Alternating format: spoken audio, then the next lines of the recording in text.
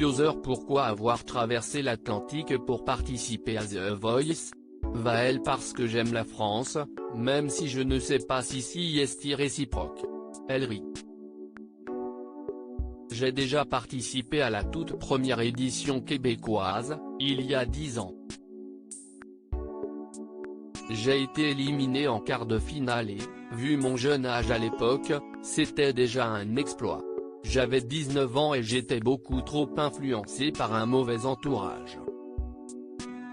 En plus, je souffrais de troubles alimentaires et je refusais d'assumer l'artiste que j'étais. La vie d'une ado mal dans sa peau. 10 ans plus tard, comment allez-vous? Je me suis enfin rencontré. Et il était temps. Pendant 5 ans, j'ai fait le tour du monde avec un groupe de jazz. Je ne regrette rien mais, chanteuse de jazz, ce n'est vraiment pas mon univers.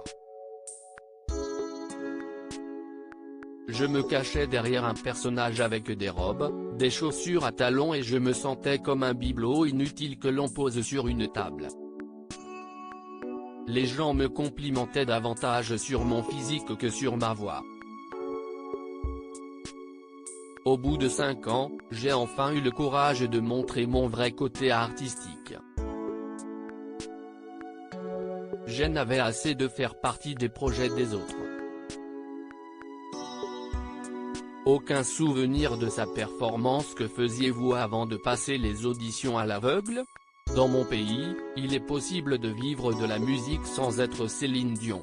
Certes, je vis modestement mais, au moins, je chante avec ma guitare dans des mariages, des bars et des petites salles de concert.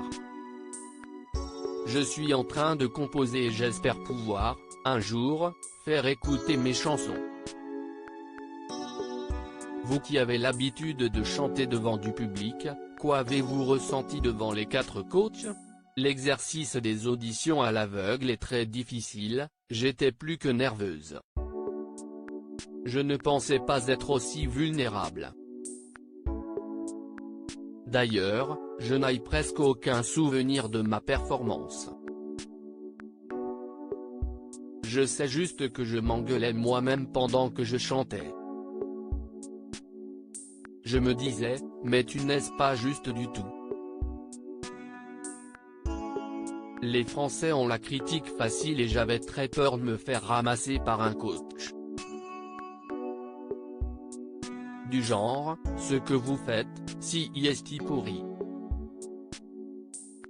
Mais peu importe l'issue de The Voice, je ne regrette rien. Loading widget.